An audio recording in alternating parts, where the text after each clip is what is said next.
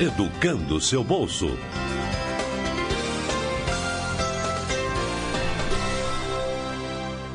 Olá, sejam todos bem-vindos a mais um podcast do Educando Seu Bolso.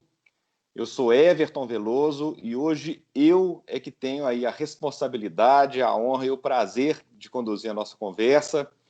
Hoje nós temos conosco aqui um convidado ilustre, é o Goldwasser Neto. O Gold é economista, ele é um profissional com grande experiência em recuperação, reestruturação financeira e é também, eu diria até principalmente, um empreendedor de sucesso. Então, vamos desde já dar as boas-vindas a ele. Gold, muito obrigado pela sua presença, seja bem-vindo. Obrigado, Everton. Prazer é meu. Obrigado pela qualificação inicial. Não sei se é tudo isso, mas obrigado pelo convite. Isso aí. Bom, Gold, a gente tem assunto aqui, dado esse cenário complicado pelo qual nós estamos passando e dada a sua experiência, a gente teria assunto para ficar horas e horas aqui conversando, né? Mas a gente não tem essas horas e horas, então o nosso foco hoje vai ser planejamento em tempos de crise. Mas antes da gente entrar no assunto, gostaria que você se apresentasse, falasse um pouco mais sobre você, sobre a sua startup, a Account.Fi, né? Que eu achei muito interessante, gostaria que você falasse um pouco mais sobre ela, até mesmo para o nosso ouvinte conhecer, né? Falar, quem é esse cara aí que o Educando Seu Bolso trouxe para conversar conosco hoje? Então, fala um pouquinho sobre você aí. Legal. A Account.Fi é uma solução SaaS, ou seja, Software as a Service, onde você consegue acessar o software diretamente do browser e que automatiza todo o processo de o que a gente chama de FP&A, que é planejamento financeiro, orçamento, apuração de resultado, reporte, análise, etc. Né? A gente trabalha com a origem dos dados vindos da contabilidade. Em poucos segundos a gente gera todas aquelas planilhas, todos aqueles controles, reportes que precisam ser feitos e normalmente são feitos em planilhas de Excel. A gente elimina esse tempo todo e já te disponibiliza as informações para você tanto entender o que passou, quanto planejar o futuro e criar os reportes que você precisa e tudo mais. A gente criou essa startup, eu e meus sócios, sem querer, para ser bem honesto. A gente, antes até de começar a empreender, você falou, né, eu fui diretor financeiro de algumas empresas, em especial investidas de fundos de investimento. Acabei vivenciando várias situações de estresse e eu posso te dizer com toda a franqueza que passar por um momento de estresse financeiro numa empresa fora da crise é mais difícil do que durante a crise, porque durante a crise o mundo está preparado para receber uma ligação ruim e tu diz, olha, não vou poder pagar ou preciso renegociar. Quando é só você que está e poucos ali, né, você não é tão bem tratado desse jeito. Então, já tive a oportunidade, né, de participar de reestruturação de empresas em crises, de 2008, depois agora de 2014, como também fora da crise, em 2010, 2012, 2011, e são experiências distintas. Eu passei muito tempo na iniciativa privada, como executivo. Em 2016 eu decidi empreender, eu sempre tive essa vontade de empreender, criar meu próprio negócio. E aí o que eu fiz foi montar, em 2016, no meio daquele caos que o país vivia, eu montei uma boutique de M&A, uma empresa de consultoria, para ajudar a empresa a levantar capital. E a gente tinha uma expectativa um pouco diferente para entregar para o cliente, uma perspectiva de ser mais consultivo, de agregar valor, dar transparência para o número antes, para os números financeiros, né, dar mais entendimento dos números antes de acessar o mercado. Né, e de um pedaço desse trabalho, a gente acabou criando uma ferramenta que nos deu um diferencial com os concorrentes, agilizava o nosso trabalho, porque a gente já se preocupava em gerar escala, e acabou que a gente teve sorte, eu não sei se foi sorte, se foi um pouco de... juntou, eu sempre brinco que tudo que a gente faz tem que fazer com carinho, capricho, e a gente fazia tudo com muito carinho e capricho, e juntou a sorte, a gente desenvolveu o Account.Fi dentro dessa atividade. Então, por isso eu digo que foi sem querer, porque dentro de uma empresa de consultoria a gente desenvolveu um software para automatizar esse processo. E daí, foi passando o tempo, esse software foi tomando muito mais espaço do que a própria consultoria, até que a gente abriu mão da consultoria e focou 100% no software.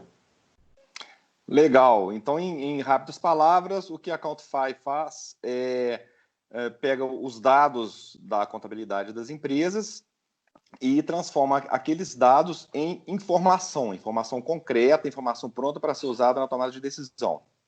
Perfeitamente. Assim? A gente pode pegar um dado contábil, que é um negócio complexo. Quando eu brinco que você pega um balancete, que é uma tripa de informação, que para 99% das pessoas no Brasil é grego.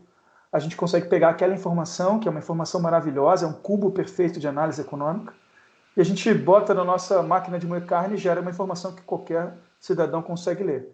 Então, com metodologia, com bastante técnica embutida. Legal.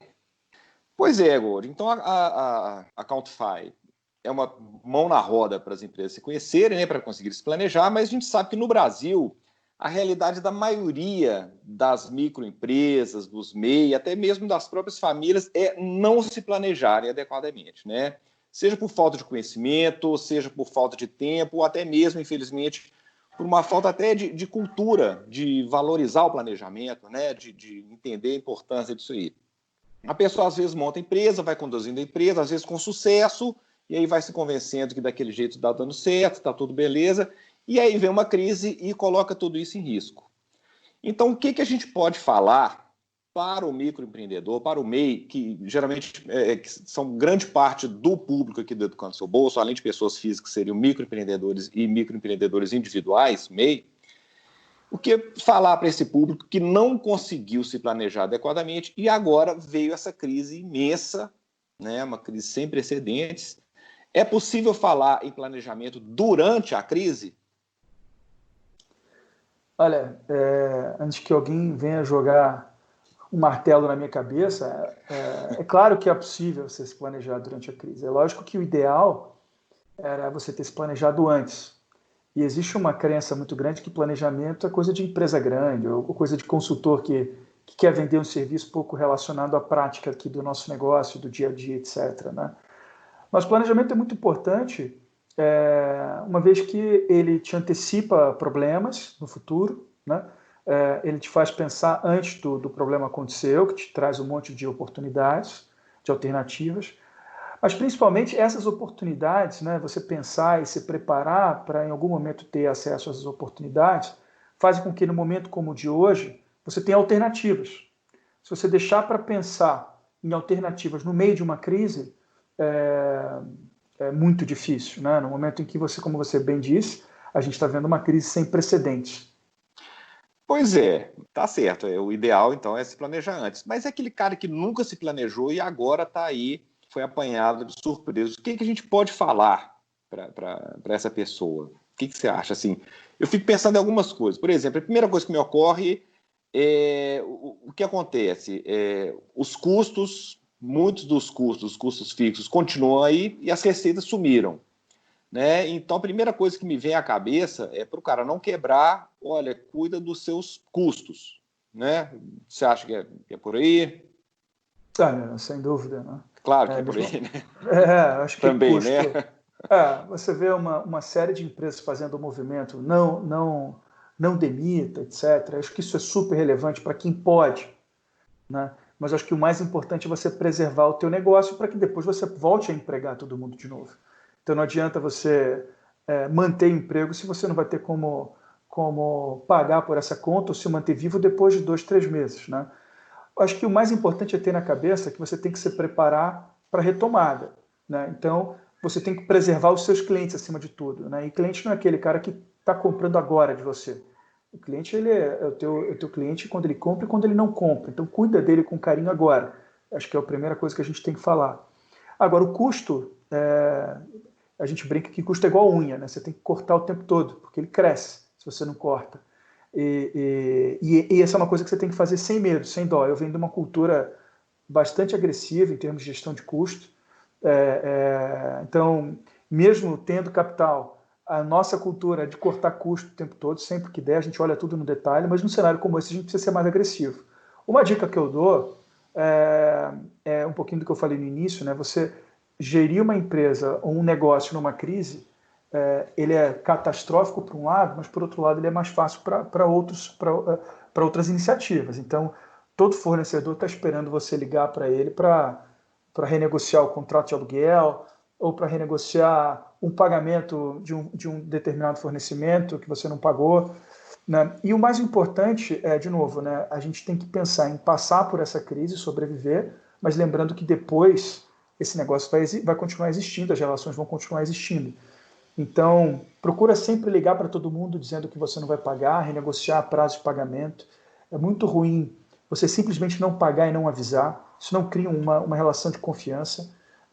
A relação de confiança se dá na transparência, e no momento como esse, está todo mundo vivendo o mesmo problema, você não precisa esconder absolutamente nada, tem que falar 100% a verdade e ir no limite do que você precisa para passar por esse tempo. Não tenha vergonha, não tenha pudor, faça com dignidade, que certamente você vai conseguir passar por essa crise, né? E vai manter as relações firmes depois. Isso é muito importante. A gente vai passar por essa crise, alguns vão ficar pelo caminho, não tem jeito, mas tudo que a gente fizer durante essa crise, principalmente no que tange a corte de custo de pessoal, a gente vai ser lembrado como empreendedor, como uma liderança que conduziu bem ou mal. Isso vai fazer diferença no futuro. Cara, isso é muito importante, isso que você está falando, porque muitas vezes a pessoa pensa... Quer dizer, ela sabe que tem uma crise que está pegando todo mundo, mas às vezes na hora de encarar os seus próprios problemas, ela age como se aquilo fosse só com ela, né? Então, é isso, é a transparência, é rapidamente procurar o fornecedor. E também, creio, né, que quando o seu cliente te procura para buscar uma negociação, a sua postura, né, diante do seu cliente vai contar bastante depois que passar a crise. Ele fala, olha, aquele cara ali, quando eu precisei, ele foi razoável, ele me ajudou a buscar soluções, né? Isso aí é bastante importante. E também priorizar, né? A gente tentar entender os tipos de custo. Como você falou, tem custos trabalhistas, né? Então tem emprego, manter emprego, é claro que é o ideal, né? Principalmente micro e pequenas empresas que mantêm muitas vezes uma relação muito próxima com o funcionário, né, uma relação até de amizade, uma relação quase afetiva assim, com o funcionário. Então, se conseguir manter isso, ótimo. Então, classificar os diferentes custos, né, custos trabalhistas, custos com fornecedores oficiais, né, conta de luz, impostos, custo com grandes fornecedores, internet, e com pequenos fornecedores, a gente classificar os diferentes custos para negociar cada um deles à sua maneira. Essa é uma ideia que eu tenho a esse respeito, Gold. Eu concordo. Uma conta que deve ser feita antes é quanto que você está disposto a colocar de grana do bolso no negócio para manter ele vivo durante esse tempo. E eu acho que essa disponibilidade vai fazer com que a tua régua fique mais ou menos agressiva, né? Porque quando você fala de cortar o pessoal, é muito difícil você construir um time bom, um time engajado, um time que está contigo a qualquer custo. E daí, por uma situação de 2, 3 meses de estresse, você ter que abrir mão desse time para depois ter que reconstruir isso tudo, certamente um bom time que você abre mão agora vai sair muito mais caro depois reconstruir do que manter nesse período. Mas, de novo, isso tudo vai depender de negócio a negócio, né, e do tamanho do dinheiro que você está disposto a colocar ou abrir mão para manter esse negócio vivo, né? Com certeza, os maiores fornecedores têm mais fôlego para suportar uma renegociação.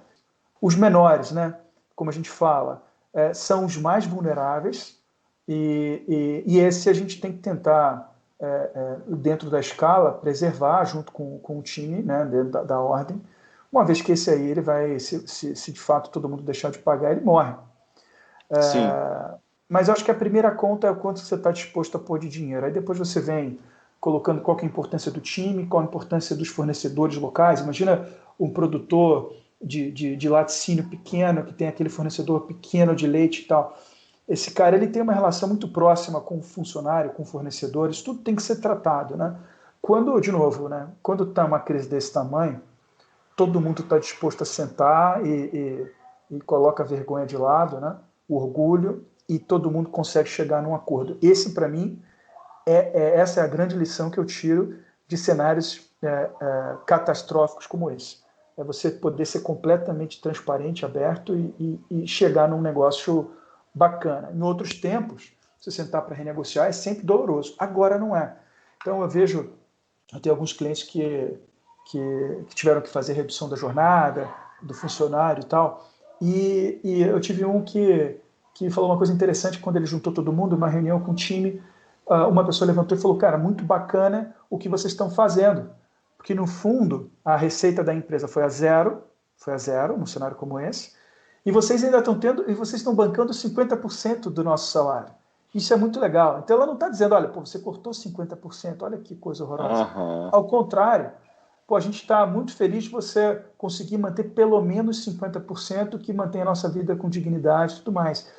Então, até as relações trabalhistas, né, ou seja, do empregado com o empregador, estão mudando com essa crise, né? Estão vendo o esforço, né? As pessoas veem o esforço que todo mundo está fazendo. Às vezes você pagar os 50%, como o governo agora está permitindo, flexibilizando, pô, é um ato de bravura do empresário, né? Como hoje. E é muito legal ver que alguns funcionários entendem isso e veem esse esforço como um ato realmente de bravura do empreendedor. Uma coisa que eu acho interessante, importante,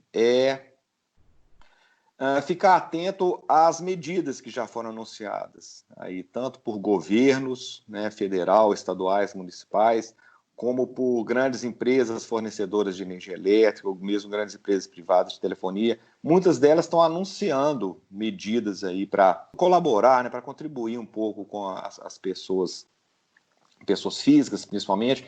Então é importante que o microempreendedor fique ligado aí o que tem, né, de medida. Por exemplo, é isso que a gente acabou de falar, da possibilidade de reduzir salários, né? O empregador pode reduzir aí a jornada com redução proporcional de salários.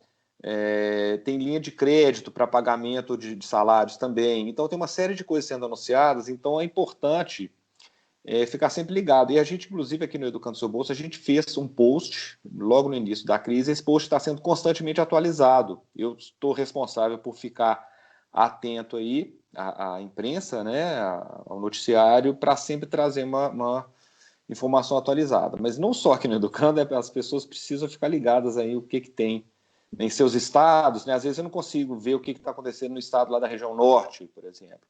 Né? Então, as pessoas fiquem ligadas aí na sua comunidade. É importante, né, Gord, de ficar atento ao que existe perto da gente, né? Infelizmente, no Brasil, o certo não é tão certo, né? Então, você vê algumas medidas sendo anunciadas, mas o Supremo dificulta, envolvendo o sindicato, e volta atrás um pouquinho. Então, é muito importante sempre ter o teu contador ou um advogado próximo para ter uma segurança jurídica daquilo que você vai lançar mão em termos de política governamental, né? Porque nem tudo que está anunciado está pronto para ser aproveitado. Então, quando você vê algumas questões de crédito, né, você tem que estar atento, porque a linha que sai do BNDES continua tendo que passar por um banco repassador, né? E aí tem as regras continuam, não pode ter pele negativa, tem um monte de coisa. Então é importante o trabalho que vocês fazem de divulgar isso o tempo todo, porque são várias medidas, é muito dinheiro que está sendo colocado em jogo. Nem todas as medidas uma empresa específica vai poder aproveitar, então é importante conhecer, estudar, ler bastante, estar informado, para saber aquilo que pode se adequar à sua empresa em específico. Perfeito. A gente falou já bastante sobre custos e receitas, né? Porque às vezes tem empresas que têm custos fixos baixos, né? Muito custo variável, de acordo com a demanda que a pessoa vai produzindo custo. Só que aí some a demanda, some a receita, e aquela receita é praticamente o salário do empreendedor, né? Aí o cara, de repente, se vê sem condição de faturar. O que a gente pode falar para essas pessoas que veem o seu ramo de negócio sumir de uma hora para outra? Como se reinventar, como ficar atento a oportunidades, como criar? O que te ocorre aí para falar com essa pessoa aí a respeito das receitas? Olha, num cenário em que o consumo é derrubado, como a gente está falando agora, né? É muito difícil, de fato, você repor a receita, porque a gente não está falando sim, de uma questão pontual de um determinado setor que deixou de consumir tecido que era produzido no Brasil, passou a importar, então aquela pessoa tem uma especialização, ela pode ir para um outro. Não, a gente está falando de uma queda generalizada de demanda. Então, por mais que você tenha uma aptidão para um outro setor, a questão da demanda continua sendo uma restrição de negócio. Mas não quer dizer que não exista consumo. É claro que existe o consumo. Existe uma mudança de padrão de consumo. Daí, quando eu digo padrão, não é só volume, mas tipo de consumo, a maneira como as pessoas consomem as coisas. Durante a crise, a gente percebe isso. E, na minha visão, o que a gente tem que estar muito atento é após a crise, né? O que vai ser essa mudança de padrão. Então, vou dar um exemplo bem, todo mundo sabe, não estou reinventando a roda. Quando a gente fala de um restaurante, que imagina um cara dentro do shopping center fechado, esse cara só tem uma alternativa de fazer, que é vender delivery, né? E o delivery está sendo bastante consumido durante a crise. É suficiente para cobrir? Imagino que não. Mas é uma forma de você, né, que essa turma está vendo. Dentro de cada negócio, deve haver ali as alternativas, né, de mudar a receita. Mas quando você fala de um microempreendedor, eu acho que aí a gente tem que buscar aquela qualidade do brasileiro, que é de se reinventar. Do brasileiro trabalhador, que não tem vergonha, que não tem pudor, ele faz aquilo que é necessário fazer para manter o sustento e a dignidade dentro de casa, né? E muitas vezes mudar de atividade momentaneamente, né? E você falou, olha, como é que eu posso me alimentar de informação? Eu não sei você, mas eu evito ficar lendo notícia ou lendo reportagem sobre coronavírus, sobre quantas pessoas morreram, quantas foram infectadas, qual que é o percentual de pessoas que estão dentro de casa e tal, porque isso não me faz bem, não agrega muita coisa no meu negócio. Então, tem bastante conteúdo que a gente pode consumir com boas ideias, com boas sugestões. Quanto mais você consumir, mais próximo vai estar de uma solução que seja específica para o teu negócio. Então, vou dar um exemplo que eu vi esses dias de um camarada que montou uma lojinha de conveniência dentro de condomínio.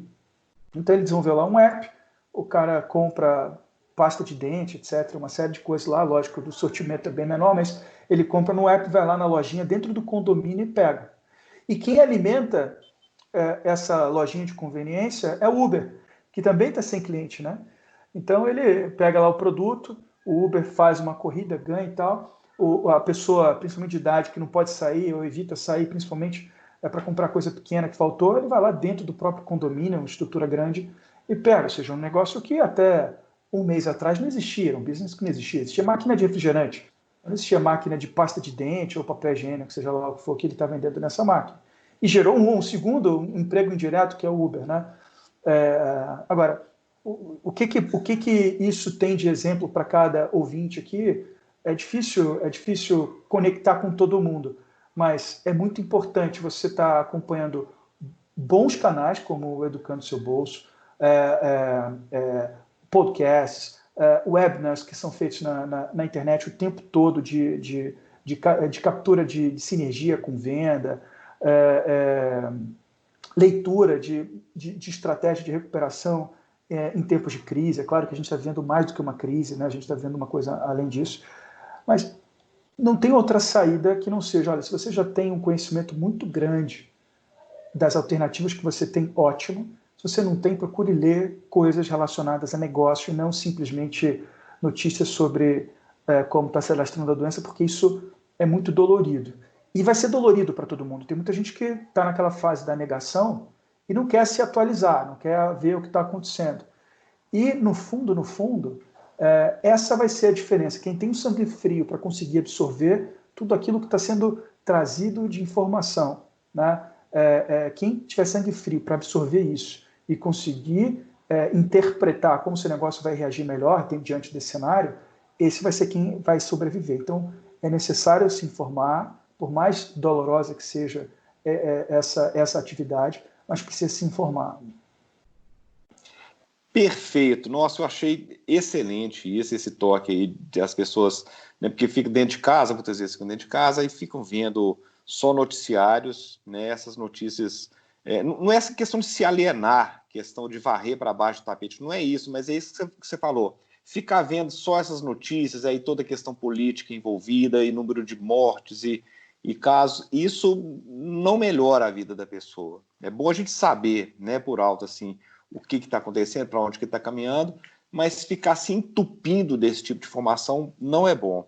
Então Não, a pessoa troca isso, né? Troca essa informação. Isso que você falou, tem muito podcast, tem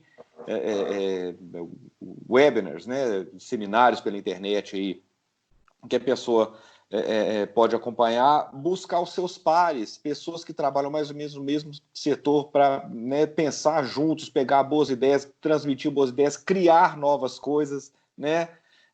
Procurar instituições como o Sebrae. Eu gosto bastante do Sebrae, eu acho muito interessante para esse público, né? Então buscar se informar com informação produtiva, né? Isso aí desperta a criatividade. Alguns conceitos macro vão para a tua cabeça e só você consegue transformar aquilo em negócio, ou transformar aquele negócio numa coisa mais bacana. Vou te dar um exemplo. Eu ouvi agora há pouco de uma consultora que trabalha com a gente, que é brilhante, né? Que se você tentar vender para um cliente novo nesse momento, esse cara poderia ser teu cliente lá na frente, mas agora você vai criar uma antipatia enorme dele, se você quiser construir uma relação do zero, um cold call, etc., né? Então, é mais fácil você tentar tratar melhor o teu cliente e, eventualmente, vender mais coisa para ele, né? Ou entregar mais para ele, né? E isso salvar o teu negócio, do que propriamente vender mais, né? O que é isso dentro do cenário da pessoa que tem uma padaria, ou de uma pessoa que tem uma corretora de seguro, seja lá qual for a atividade, né? De novo, é uma ideia que, para mim, fez todo sentido, né? Mas o que vai fazer para cada um? O que cada um vai tomar de lição disso ou vai conseguir executar? Para mim está muito claro. Querer vender coisa nova, de cara que eu nunca falei, num cenário como agora, essa semana, ou na próxima, ou no próximo mês, é muito difícil, a não ser quem vende comida, vende remédio, etc.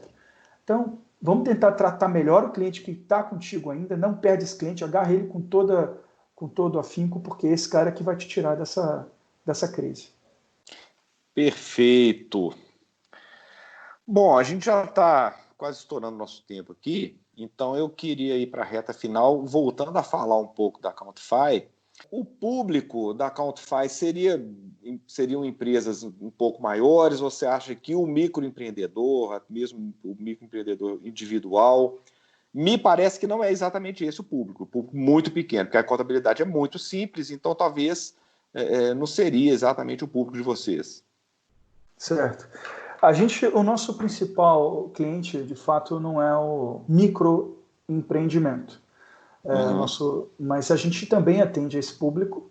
A gente tem vários clientes, em termos de quantidade, inclusive, talvez seja a maior parte da nossa base. E quem é esse cara? É o cara que quer ter o número organizado, ele dá valor à contabilidade, ele enxerga que precisa crescer de uma maneira organizada, se planejando, né? A contabilidade é um cubo perfeito de análise econômica. É difícil de interpretar, como você falou. Para quem não entende, é um monte de dado. Como é que esse dado transforma em decisão, em informação? É o que a gente ajuda. E muitas vezes o público pequeno, né, a empresa pequena, o empresário está preocupado em gerar caixa do curto prazo, ali, de pagar a conta até o final do mês e tal. Talvez hoje, diante dessa crise, ele vai se preocupar um pouco mais com o planejamento de 6, 12 meses, né? Talvez ele mude um pouco a cabeça dele. E, por exemplo, a gente tem muitas startups como clientes. E o que faz desse cara querer o Accountify?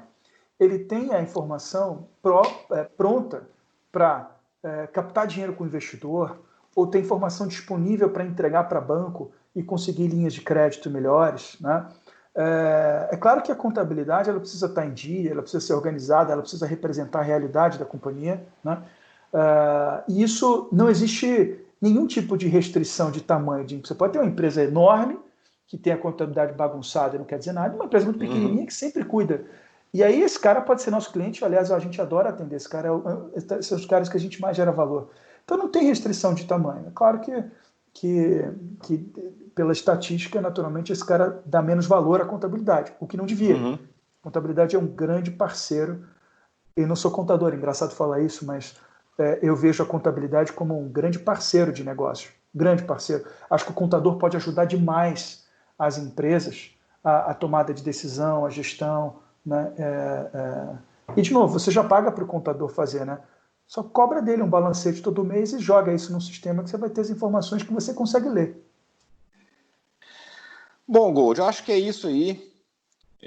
Para a nossa... Espero que seja apenas a primeira conversa. Gostei muito de conversar com você. Quero te agradecer muito, né, pela sua presença, pelos seus ensinamentos aqui conosco. Certamente o nosso público sai engrandecido aí dessa nossa conversa. Imagina, eu que agradeço o convite. Fiquei realmente muito feliz de poder participar, ajudar de alguma maneira o empreendedor. Eu considero o empreendedor um herói nesse país maluco, mas o que eu puder fazer para ajudar, contribuir, qualquer discussão que você queira me envolver, eu estou à disposição. Beleza, tá ótimo. Muito obrigado, então. Um abraço, tudo de bom, a gente vai se falando aí. Obrigado, um abraço.